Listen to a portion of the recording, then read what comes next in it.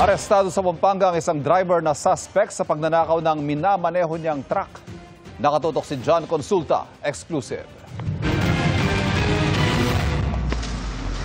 Nang mapasok ng mga tauhan ng Highway Patrol Group ang staff house na ito sa Bacolod, Pampanga nitong Lunes, agad nilang tinungo ang kinaroroonan ng kanilang pakay na target. Ikaw ba si Ikaw ba to? Ikaw to? Tanong. Oh, ikaw ay inuhuli ng Highway Patrol Group. May kaso kang criminal case number 330047. Diba?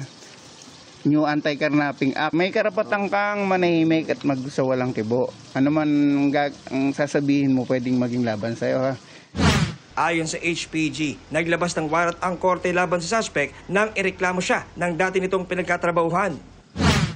The subject of this operation ay isa pong nagnakaw po ng truck na kanila pong pinagmamaneho. Siya nga po ay naharap po sa kaso po ng RA 10883 or yung tinatawag po natin New Anti-Carnapping Law.